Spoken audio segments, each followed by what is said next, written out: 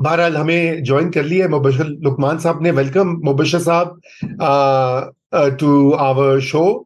और हम अभी आपके वीलॉग का, आपकी जब आप मौजूद नहीं थे, हम आपके तहलका खेज जो वीलॉग कल आपने पोस्ट किया उसी पे बात कर रहे थे कि आपकी चुड़ैल ने एक खबर दी है कि मियां नवाज शरीफ वापस नहीं आ रहे। तो ये चुड़ैल जो है ये बताइए, काबिल एतमाद चुड़ैल है या नहीं, या इसके ऊपर भरोसा नहीं किया जा सकता? नहीं, चुड़ैलों पे आप हमेशा भरोसा करें, ये मैं आपको बताऊं। एक आप मेरी पर्सनल बात मान लें आप। अच्छा। रजा साहब, पहले तो आपका शुक्रिया। आपका बड़ा मुतबर प्लेटफॉर्म है नया दौर।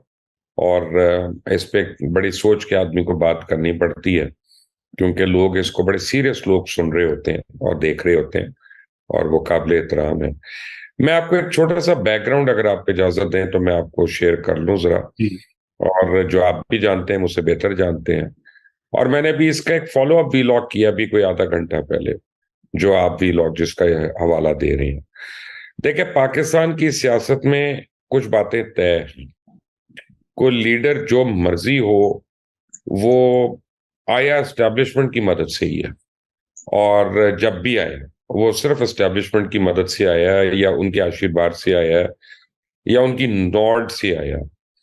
इवन जुल्फकार अली भुट्टो साहब को आप ले लें। आज जो मैं बात करने लगा हूं, कई लोगों को नागवार गुजर सकती है, लेकिन वो भी कन्वेंशनल मुस्लिम लीग के पहले जनरल सेक्रेटरी थे।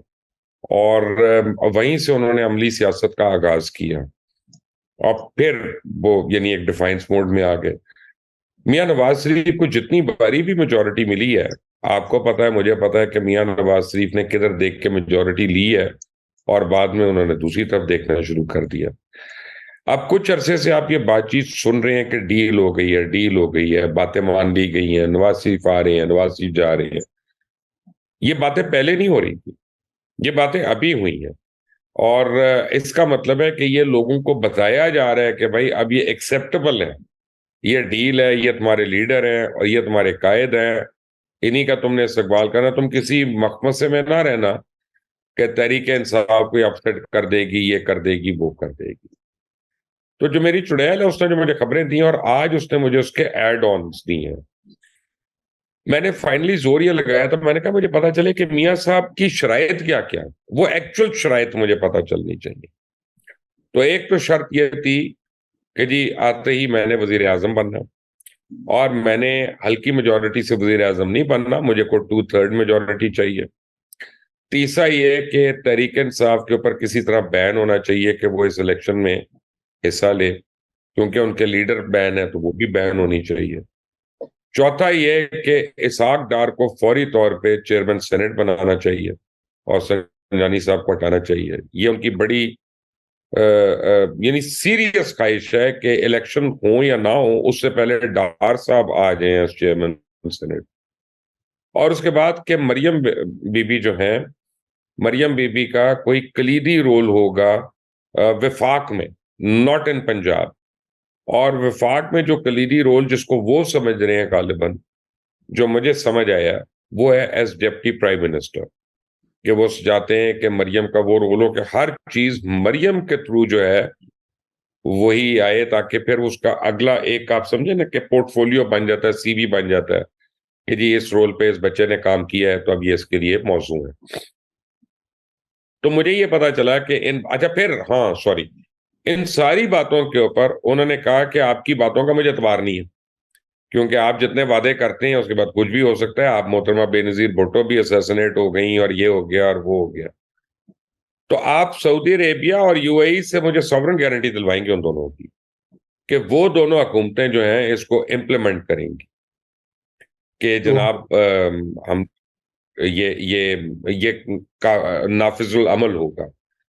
तो मुझे ये पता चला कि वो ब्रेक डाउन हो गया वहां पे उसके बाद। तो अब बड़ा प्रॉब्लम है।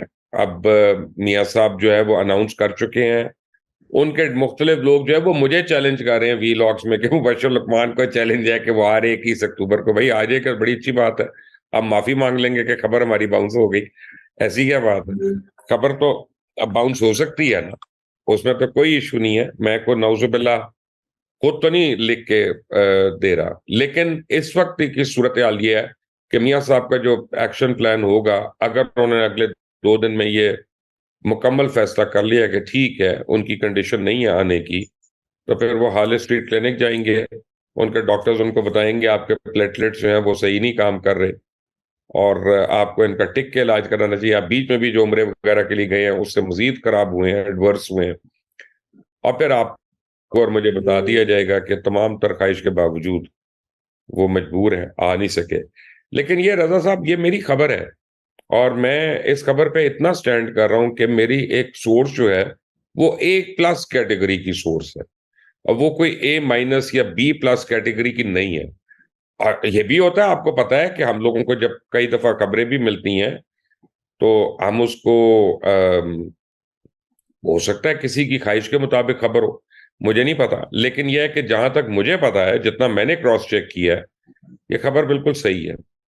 और मियाँ जी। साहब इस वक्त मुबशर भाई अच्छे देखिए, में वो तो बिल्कुल हम आपके आने से पहले भी बात कर रहे थे कि वहां पे बातचीत तो हो रही है, निगोसिएशंस भी ये सुनने में आया कि दर पर्दा हो रही है। जाहिर बात है उसमें वो किस तरफ ऊंट किस करवट बैठता है ये पता लग जाएगा चंद ही दिनों या हफ्तों में। लेकिन मैं देखिए रजा, मैं आपको एक बात बताता हूँ। जी रजा, एक बात मैं ऐड कर दूं, अगर आप इजाजत दें। जी जी जब आप पॉपुलर लीडर होते हैं ना, आप नेगोशिएट नहीं करते।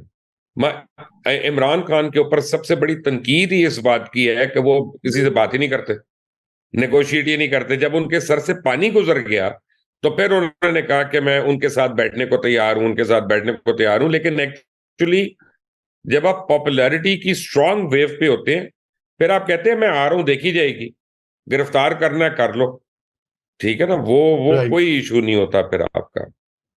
जी, मैं चाहता हूं कि मेरे एक दो और सवालात हैं, लेकिन मैं नादिया और जावेद साहब आपसे कहूंगा कि अगर आप भी कुछ कहना चाहते हैं या कोई सवाल मजीद मुबशर लुकमान को चैलेंज करना चाहते हैं तो प्लीज कीजिए जरा। आपको बताना अच्छा, जरूरी होता है टाकरा। मैं हाँ, मैं इसमें इसमें मुबशर साहब की जो बात है ना, उसको थोड़ा सा, यानी इस लिहाज से मैं सपोर्ट ये करूंगा कि उसके अंदर दो तीन, मुझे तो जो फैक्ट, मैं फैक्चुअली बात करूंगा ना, कुछ फैक्टर्स जो हैं उनको सामने रखते हुए। मसलन इसमें मुझे कई चीजें ऐसी लग रही हैं जैसे अभी भी अधूरी हैं, और मियाँ साहब के जो रास्ते के जो कांटे हैं ना, वो अभी तक उठाए नहीं गए, साफ नहीं किए गए। मसलन उसमें एक बहुत बड़ा, सबसे बड़ा जो सवाल है वो ये है कि नैब तरमीमी एक्ट के हवाले से जो सुप्रीम कोर्ट ने जो फैसला दिया था बंदयाल साहब ने, उसके खिलाफ अपील में जाना था, और वो अपील हुकूमत वक्त ने जाना है अपील के लिए, लेकिन हुकूमत उसके खिलाफ अपील में नहीं गई। सो वो जो रेफरेंसेस जो बहाल हुए हैं उसमें मियाँ नवाज शरीफ साहब के खिलाफ भी एक रेफरेंस मौजूद है। अब मियाँ साहब जो हैं वो इस तरह से ज़हन बनाकर आ रहे हैं, या मुस्लिम लीग नून के अंदर जो एक माइंडसेट जो नज़र आ रहा है वो ये है कि मियाँ साहब को बिल्कुल आप साफ-सुथरा, पाक-पवित्र करके दोबारा से राज सिंहासन के ऊपर जो है बिठाना है हमने, और ऐसे जैसे कि एक चीज़ जो है उसका दोबारा नए सिरे से, जिसे कहते हैं ना उर्दू में, कि अहया होना है उनके इक़्तिदार का, तो वहाँ से उन्होंने कंटिन्यू करना है। तो उसके लिए उन्हें बिल्कुल तमाम केसेज़ से जो है वो मुबर्रा करना है। लेकिन उसमें ये अभी तक, मैं जो अलामती तौर पर ये है कि वफ़ाकी हुकूमत अभी तक उसके खिलाफ अपील में नहीं गई। आई थिंक जावेद फारूकी साहब की जो बात कह रहे हैं रजा, बिल्कुल it makes a lot of sense. जैसे मैंने कहा ना कि बहुत सारी चीजें जो पै दर पै आ रही हैं, उनमें जैसे भी मुबशिर ने कहा ना कि पीटीआई पार्टिसिपेट ना करे, उसको सपोर्ट मिल रही है मियां जावेद लतीफ साहब की प्रेस कॉन्फ्रेंस से या उनके उस बयान से जिसमें वो कहते हैं 9 मई के लोगों को सजा मिलनी चाहिए। लेकिन मैं सिर्फ ये जानना चाहती हूँ मुबशिर आपसे कि आपने ये सारी चीजें तो बताई कि you know these are the conditionalities, but how many of them have been met and who, और जो काकड़ साहब वहां पर इस वक्त मौजूद हैं, वो कहते हैं कि सियासी मीटिंग्स के लिए मौजूद नहीं है, क्या ये तमाम चीजें उन्हीं के थ्रू की जा रही हैं?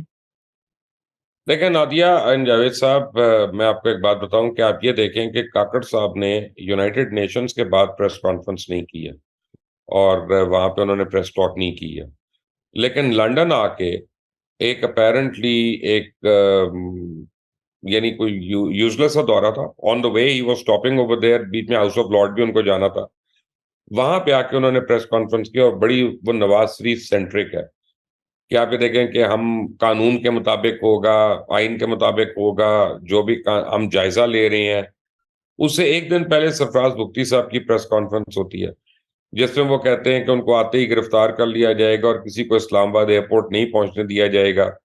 वो अलग बात है कि उन्होंने बाद में एक और स्टेटमेंट दी कि जी मेरे बयान को सियाक व सबाक से हटा के यानी बयान किया गया।